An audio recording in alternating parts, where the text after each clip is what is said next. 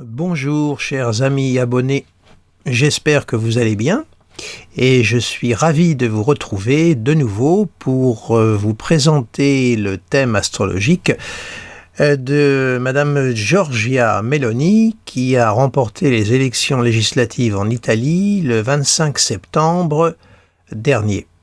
Et j'ai jugé intéressant d'observer son thème car l'Italie, ma foi, c'est tout proche de la France, si j'ose dire. C'est la botte, comme l'on dit. Alors voici donc devant vous le thème de Madame Giorgia Meloni, qui est née le 5 janvier 1977 à 18h30 à Rome. Alors qu'est-ce que ce thème, en fond, nous indique ? Eh bien, on voit que Madame Meloni est née sous le signe du Capricorne, avec un ascendant dans le signe du Lion. Signe cardinal, signe fixe. Et ce qui est significatif surtout, c'est la présence de ces trois planètes en Capricorne, Soleil, Mars, Mercure, Mars étant dans son signe d'exaltation. Ces trois planètes-là sont sous la maîtrise de Saturne, lequel Saturne se retrouve à son ascendant angulaire. Donc on peut d'emblée lui accorder une dominante saturnienne à coup sûr. Là, il n'y a même pas à tergiverser. Là, la dominante saturnienne est manifeste. Vous avez même du reste une réception mutuelle entre le Soleil et Saturne, puisque les deux s'échangent leur domicile. Donc on a indéniablement une dominante saturnienne. Et ensuite arrive vraisemblablement, je pense, le Soleil. Donc on a déjà, par cette signature saturnienne, on a déjà un caractère qui est bien trempé. Soleil, je suis, Mercure, je pense, Mars, c'est l'action, le désir. On a déjà une personnalité déjà de prime abord qui saute aux yeux, déterminée, opiniâtre, il y a de la constance dedans, certainement peut-être un besoin de revenir à une certaine forme, à un respect du passé, des traditions, de certaines valeurs. Ce n'est pas une personnalité légère, ce n'est pas une marginale, ce n'est pas quelqu'un qui va, c'est pas une avant-gardiste. Alors ça ne veut pas dire qu'elle n'est pas sensible au futur, il y a quand même un Uranus au fond du ciel qui est là, mais il est quand même en valeur de fond de ciel. On a quand même plutôt une valeur saturnienne qui domine dans ce thème. Alors, déjà ce triptyque-là signe une personnalité franchement déterminée. Le Mars en Capricorne, c'est le Mars des marathoniens, c'est-à-dire que quand elle est partie sur quelque chose, à mon avis, il doit être très très difficile de lui faire rebrousser chemin.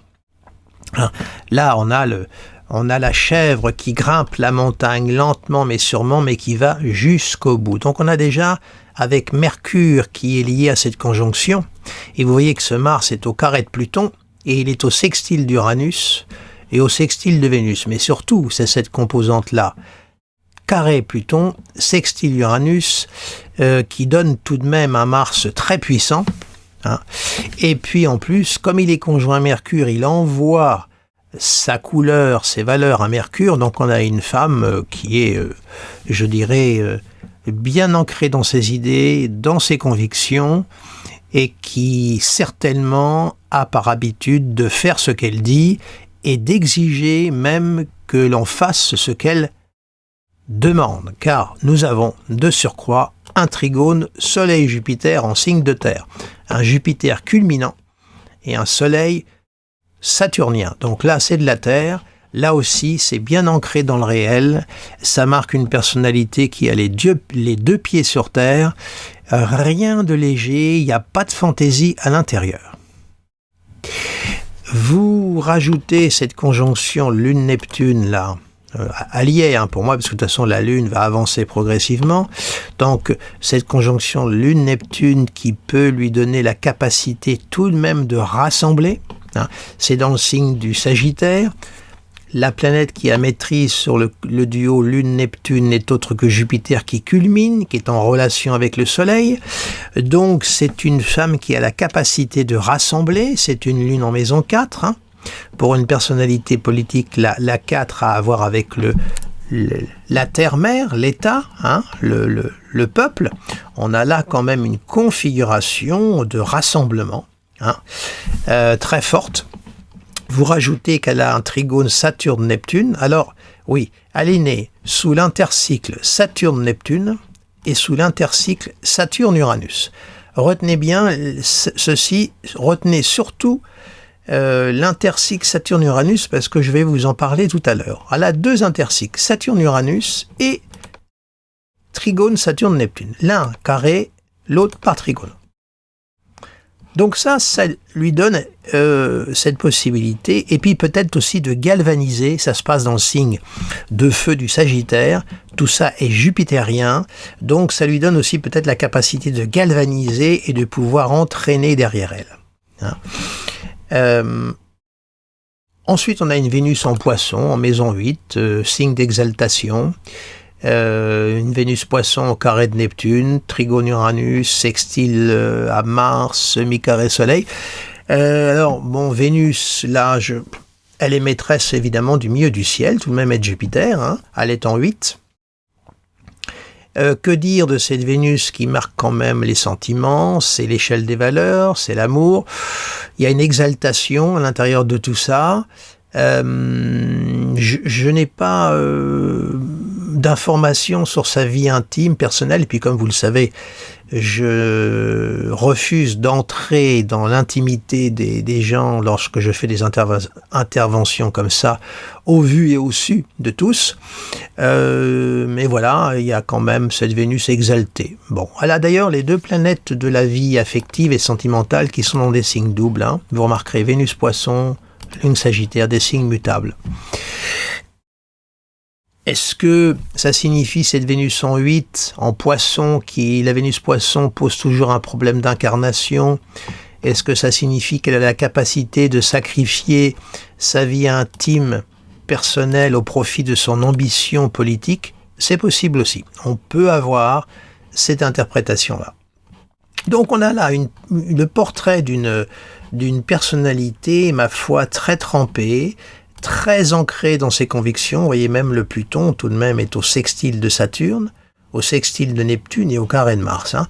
On a un Pluton qui est quand même maître de la 4, de ses fondements, qui est bien également assez puissant. Hein. Donc on a une personnalité tranchée, à mon avis, une femme peu influençable, c'est clair, directive. Donc, à mon avis, l'Italie, avec elle, va certainement peut-être connaître pas mal de changements. Hein. Y a un côté tout de même, il est vrai, conservateur, tout de même dans ce thème, mais oui, il y a quand même cette note conservatrice par Capricorne, cette note très capricornienne. Mais en même temps, elle peut tout de même avoir des velléités, comment dirais-je, de ne pas rester trop enquistée dans des convictions profondes, des valeurs trop morales et trop passéistes. Je pense qu'elle peut avoir aussi la capacité à apporter autre chose. On a quand même une Vénus au trigone d'Uranus. Alors pourquoi est-ce que je vous indique cette configuration? Parce que Vénus est quand même maîtresse du MC et de Jupiter qui marque son destin, ce vers quoi il tend. Elle a quand même cette capacité de... surtout qu'elle est quand même jeune, hein, elle est née en 1977, voyez-vous, hein, donc elle n'a que 30... elle a 45 ans. Hein. Donc elle est quand même jeune, 45 ans. Hein. Donc elle a quand même cette temporalité qui quand même l'oblige, avec cet Uranus au fond du ciel, à aller tout de même un petit peu de l'avant, à ne pas être une personne trop passéiste et trop ancrée dans le « c'était mieux avant ». Mais tout de même, il y a cette prédominance tout de même de conservatisme chez elle.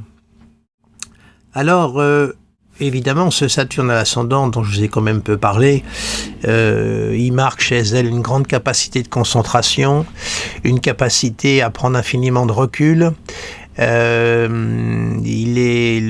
Saturne est quand même le maître de ce triptyque là, hein, tout de même, hein, c'est pas rien. Hein. Donc elle est ascendant Lion, donc il y a quand même de l'orgueil chez elle. Mais tout est très contrôlé. Je pense qu'il y a chez elle un très très grand contrôle intérieur. Beaucoup d'émotivité sans doute. Lune Neptune tout de même en signe de feu. Une grande part d'émotivité. Les émotions sont là, mais elle a les capacités de tout contrôler. Donc je ne pense pas que ce soit quelqu'un qui se laisse emporter. Tout au moins j'en doute. Le Mars est en Capricorne, c'est un Mars saturnien. Donc il est dans le contrôle, il n'est pas dans l'explosivité du Mars Bélier, hein. Donc c'est plutôt un Mars une puissance d'intériorisation très forte. Et donc c'est une femme qui doit aimer avoir le contrôle sur tout, soyons clairs. Voilà. Et vous appuyez là-dessus qu'il y a un trigone Soleil-Jupiter, hein. Donc c'est un signe quand même d'autorité, de pouvoir. C'est pas quelqu'un qui va accepter de s'en laisser compter. C'est elle qui ordonne, mais elle n'aime pas recevoir d'ordre, c'est clair. Alors elle a gagné les dernières élections qui se sont tenues le 25 septembre dernier. Alors je vais vous montrer les transits qui ont eu lieu à ce moment-là, de manière à ce que vous puissiez visualiser le ciel. Alors, juste quelques secondes et je vous fais apparaître tout ça. Donc, voici le thème du 25 septembre 2022, jour des élections. Donc, à l'extérieur, comme vous le savez, c'est l'état du ciel pour le 25 septembre et à l'intérieur, le ciel de Madame Mélanie. Alors ne tenez pas trop compte de la position de la Lune parce que je n'ai pas l'heure, je n'ai pas entré l'heure. Hein. Mais ce qui est quand même très très significatif, la première chose, vous vous souvenez, je vous avais parlé de l'intercycle Saturne-Uranus, de bien le retenir parce que c'est un cycle qui est très important pour elle, parce que vous voyez que là, elle est réélue sous le carré Saturne-Uranus, hein, là-haut, un Uranus culminant, qui est conjoint quand même à son Jupiter natal, hein, et le Saturne 7. Donc, le cycle Saturne-Uranus s'est recréé par carré et lui a donné l'accès au pouvoir. Et d'ailleurs, le cycle Saturne-Uranus est tout à fait, je dirais, en adéquation avec ses idées politiques. Vous rajoutez à cela que Pluton est pile sur le Soleil natal au trigone de Jupiter. Donc ça, c'est un aspect de pouvoir complet. Alors là, Jupiter, Pluton, Soleil, on est dans le pouvoir total et on voit aussi que c'est un pouvoir quand même très déterminé. Hein. On voit que là, ça va aussi avec ses idées politiques qui sont nettement marquées. Autre élément significatif, là aussi, on a quand même un Saturne opposé à Saturne. Vous voyez ? Hein, et tout à l'heure, je vous reparlerai de ce cycle par rapport à sa jeunesse. Hein. Donc retenez bien qu'on a quand même un retour de Saturne à l'opposition de Saturne. Donc le deuxième demi-cycle, si je puis dire, de Saturne. Et autre élément aussi, un Soleil quand même qui était dans l'ordre de la conjonction à son Pluton natal. C'est-à-dire qu'on avait un Soleil, le Soleil du jour 25 septembre, qui était déjà dans l'ordre de la conjonction de son Pluton natal, et le Pluton en transit sur son Soleil de naissance. On avait une double coloration Soleil-Pluton, plus le carré Saturne-Uranus au milieu du ciel. On voit qu'elle est élue avec des configurations très fortes, hein, très, je dirais c'est pas des configurations molles, tout ça, hein, ce qui cadre parfaitement avec la personnalité de cette femme, hein, complètement. Alors, au niveau information, je dirais biographique, pour un petit peu voir comment elle est sensible au mouvement planétaire et comment, je dirais, elle réagit, en fait. Alors, il faut savoir que son premier engagement politique, si vous voulez, sa prise de conscience politique, s'est faite pour elle à l'âge de 15 ans. Hein. Elle avait 15 ans. lorsqu'elle a eu sa prise de conscience politique, donc c'était en 1992, et ça a été suite aux assassinats des juges Falcone et Borsellino en Sicile. Elle a été tellement choquée, outrée par ce qui s'est passé, ça a déclenché chez elle une réaction et elle a commencé à créer un petit parti, et c'est là qu'a commencé sa vocation politique. Or, 15 ans, comme vous le savez tous, ça correspond au premier demi-cycle de Saturne. Saturne est opposé à lui-même, et Saturne est une planète très très forte pour elle, puisque c'est sa dominante, donc ça a été la prise de conscience. Je dirais, la vocation qui s'est installée, et ça s'est installé sous une valeur saturnienne, donc il y a une forme de pérennité. Ce n'a pas été, je dirais, un saut d'humeur, une réaction purement émotive, émotionnelle. Ça a fait appel à quelque chose de très profond en elle. Ça, c'est une première chose. Alors, pour vous montrer, si vous voulez, le ciel de cette époque, donc c'était en 1992, puisqu'elle avait 15 ans, donc je vais positionner le ciel pour cette année-là, pour que l'on puisse quand même voir ce qui se passait. Alors, je vous ai gardé le 25 septembre 92, ne tenez pas compte du jour, c'est pour voir les positions. Vous voyez, c'était le moment où Saturne était effectivement à son demi-cycle. Et là, vous noterez qu'elle est encore réélue sous le transit de Saturne avec le carré de Saturne, qui était là-haut, en transit. Mais vous voyez tout de même qu'il y a une prise là de conscience, de position très nette qui s'est faite. En plus, Saturne, vous voyez, était à ce moment-là au trigone de son Pluton natal, et on retrouvait encore ne tenez pas compte du Soleil, pardonnez-moi, j'allais vous dire une ânerie. On retrouve tout de même ce Saturne là, pointe de 7, le demi-cycle de Saturne de nouveau. Prise de conscience, donc engagement dans la voie politique en 92, à l'âge de 15 ans. Un autre événement aussi que j'ai réussi à glaner de Scylla, elle avait mis le feu à son appartement en jouant avec des allumettes et des bougies avec sa sœur, et elle a mis le feu à l'appartement familial. Elle avait 3 ans. 3 ans, c'était donc en 1980. Alors j'ai essayé de voir s'il y aurait, à tout hasard, des transits qui seraient significatifs de cet accident, qui aurait pu être dramatique, tout de même. Donc on va remonter à 1980, l'âge de ces 3 ans, pour voir ce qu'il y avait. Et alors, j'ai quand même noté quelque chose d'intéressant, c'est, regardez, la maison 4 qui marque l'habitat, la vie familiale, on avait les transits de Mars et d'Uranus. On ne peut pas trouver plus incendiaire, plus explosif que Uranus-Mars. En plus, c'est en Scorpion. Alors, je suis au 25 septembre, mais je serais curieux de savoir si cet accident ne s'est pas fait durant effectivement le transit de Mars dans sa maison 4, partant du fait qu'Uranus était déjà en transit et que Mars arrivant, il allait mettre le feu aux poudres. Si ça se trouve, l'incendie s'est peut-être fait au moment où Mars était en aspect exact d'Uranus, mais tout au moins on voit qu'il y avait là une configuration qui était particulièrement explosive. Ça, c'est pour une anecdote, mais c'est intéressant de voir quand même que, à mon avis, je suis intimement convaincu, si on pouvait avoir la période que ça s'est fait au moment où Mars était dans la 4 avec Uranus. Il y avait une double répétition uranienne, vous voyez, par transit, et Mars qui était là. Ça, c'est une anecdote. Autre élément, à mon avis, extrêmement important pour elle, et qui, à mon avis, était important, qui a dû cristalliser beaucoup de choses. Sa mère était de sensibilité politique de droite, et son père était présumé communiste. Et à l'âge de 12 ans, pour Giorgia Meloni, le père quitte le domicile familial pour ouvrir un commerce aux îles Canaries. Alors j'ai essayé de voir un peu ce qu'il y avait là en 1989, puisque Giorgia Meloni c'était en 1989 qu'elle a eu 12 ans. Donc j'ai essayé de voir un petit peu la tête du ciel en 89, voir ce qui va être significatif.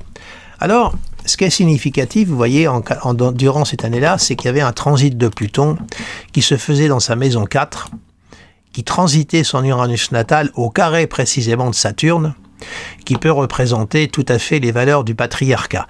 Ne tenez pas compte de la Lune, hein, surtout parce que je saute d'année en année en restant au 25 septembre, hein, la date de sa victoire aux législatives. Hein. Mais on voit au niveau transit de planète lente un Pluton en 4 sur Uranus, qui pouvait marquer quand même des moments difficiles dans le cadre familial.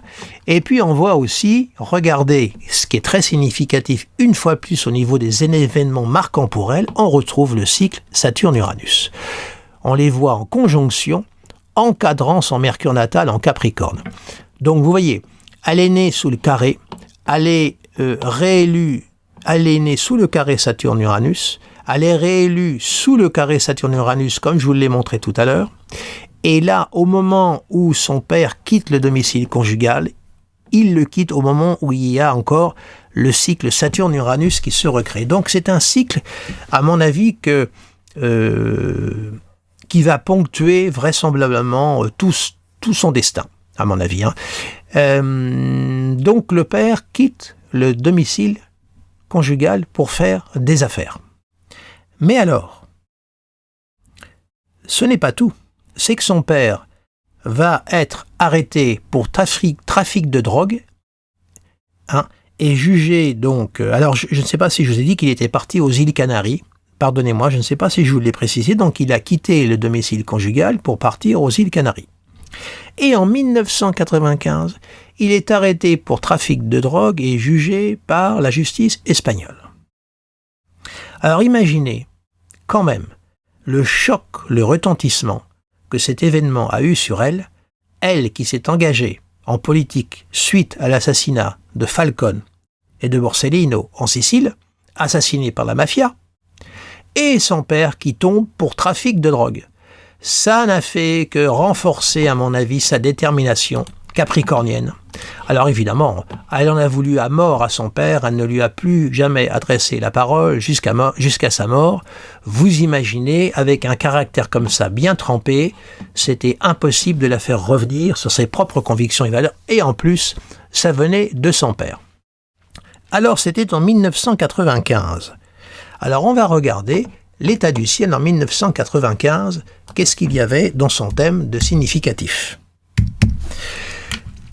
Alors, on est là en 95. Excusez-moi. Donc, 1995, regardez les configurations. Alors, qu'est-ce qu'il y a de significatif à ce moment-là? Alors, j'ai noté quand même un Uranus sur le Soleil, vous voyez, et on a là Saturne-Uranus. Les deux planètes sont pas tout à fait en sextile, mais elles sont rétrogrades. Elle a quand même un Uranus sur le Soleil, donc un événement. Le Soleil, c'est quand même le significateur masculin, le significateur du père, le maître d'ascendant. À mon avis, ça a dû être ça a dû être un gros choc pour elle, énorme, hein, j'imagine. Et puis vous voyez, il y avait un transit de Mars. Alors évidemment, là je suis au mois de septembre. Je n'ai pas les jours ni les mois où le jugement a eu lieu, mais on voyait quand même un Pluton qui était toujours dans la 4, dans l'orbe de la conjonction de la Lune, hein, vous voyez, hein. Donc, événement encore affectif qui l'a profondément marqué, un Saturne qui était dans l'orbe de la conjonction de Vénus, qui rétrogradait. Peut-être qu'au moment où elle a appris cette nouvelle terrible, le jugement, Saturne était peut-être sur sa lune natale. Vous voyez, et c'est des éléments qui vont cristalliser chez elle, je dirais, ses engagements et ses convictions profondes. Hein. C'est toujours très intéressant de voir les événements qui vont ponctuer et cristalliser, je dirais, une sensibilité, voire, entre guillemets, faire naître une vocation. Là, c'est le pied de nez du destin, son père qui tombe pour trafic de drogue. Il faut quand même...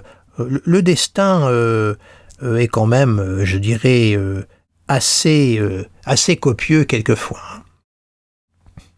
Alors, autre chose aussi qu'il faut regarder, elle a créé son parti politique d'extrême droite, Frères d'Italie, le 8 mars 2014. Alors, on va regarder également ce qui se passait le 8 mars 2014.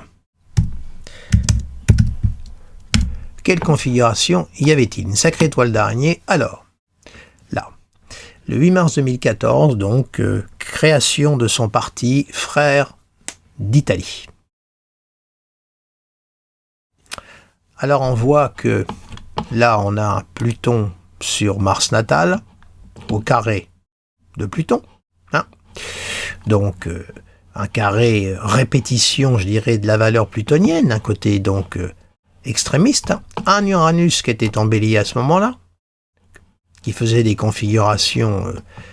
et vous voyez encore une fois de plus, c'est ça que je voulais vous montrer surtout, c'est que Uranus, qu'est-ce que vous voyez? Il est au trigone de son Saturne natal. Alors certes, on n'a pas la répétition du cycle Saturne-Uranus-Céleste, mais on a quand même un Uranus en transit, hein, qui fait trigone à son Saturne natal. On retrouve une dynamique urano-saturnienne. Saturne, lui, qui est en 4, hein, il a dû même faire son petit carré avant, c'est-à-dire qu'on a quand même là... Elle a fondé son parti le 8 mars 2024, mais avant, il y a eu une préparation, donc ça s'est fait sous un transit de Saturne 4 sur son Uranus natal. On retrouve la dynamique saturno-uranienne, passez-moi la formulation. Saturne a dû faire même carré au Saturne natal. Bref, vous voyez, on retrouve encore toujours une dynamique Saturne-Uranus dans son thème natal. Hein. C'est surtout ça qui est pour moi très caractéristique. Hein, de la création de son parti. Voilà ce que je voulais vous montrer. Je vais quand même revenir, avant de conclure, au 25 septembre 2022, parce que c'est l'événement, je dirais, le plus proche de nous à présent. Voilà, on revient au ciel, là. Alors, vous voyez, hein, donc, on a là le carré Saturne-Uranus-Céleste, hein, qui se répète, le retour de Saturne en 7, hein. Un Uranus conjoint à Jupiter et un Pluton pile sur le Soleil natal. Donc des transits très, je trouve très très puissants. Et puis, elle va connaître quand même un événement très important en 2024. Je vais vous montrer ça tout de suite. Qui est pour moi très significatif, c'est qu'elle va avoir la conjonction Jupiter-Uranus sur son Jupiter natal. Le 21 avril 2024, c'est le jour de la formation du cycle au trigone de son Soleil natal. Pluton sera toujours dans l'orbe de la conjonction du Soleil. Ça sera à suivre. C'est le 21 avril 2024. Alors là, en plus, rendez-vous compte, elle aura un transit du Soleil sur la cuspide du milieu du ciel. Hein. Elle va avoir comment dirais-je, un alignement planétaire qui n'est pas des moindres. Et donc, conjonction Jupiter-Uranus sur son Jupiter natal.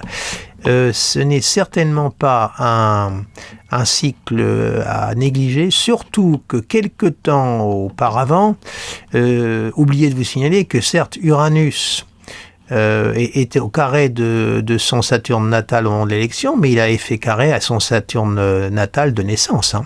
Il y a eu deux répétitions, le demi-cycle encore de Saturne, hein, et Uranus qui était à l'accumulation. Et là, elle va avoir Jupiter. Alors, Jupiter-Uranus, par rapport à son idéologie politique, ça cadre parfaitement. Hein. C'est quand même un cycle, c'est pas un cycle qui est plutôt propice aux valeurs de la droite. Hein. Jupiter-Uranus, il est pile sur son Jupiter natal, trigone Soleil.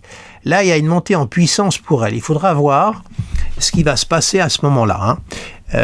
Parce que c'est quand même un rendez-vous pour elle tout à fait exceptionnel dans son parcours d'existence déjà.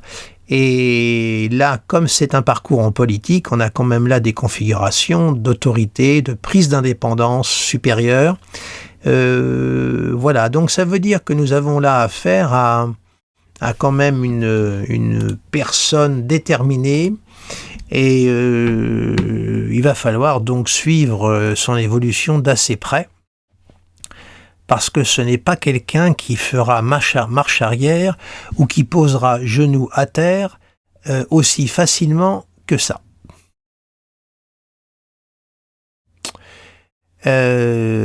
Écoutez, voilà ce que je pouvais vous dire sur Madame Giorgia Meloni. Je vous remercie de votre attention, de votre fidélité. N'hésitez pas à cliquer sur le petit pouce j'aime parce que l'algorithme de Google aime bien ça. Ça permet de référencer mes vidéos, hein. Et puis n'hésitez pas à la partager si vous estimez qu'elle en vaut la peine. Pour les nouveaux venus, n'hésitez pas à vous abonner à ma chaîne YouTube et également à mon site internet dont vous verrez l'adresse apparaître à la fin de la vidéo. Sur ce, je vous souhaite écoutez, un excellent dimanche puisque nous sommes aujourd'hui dimanche, jour d'enregistrement de cette vidéo.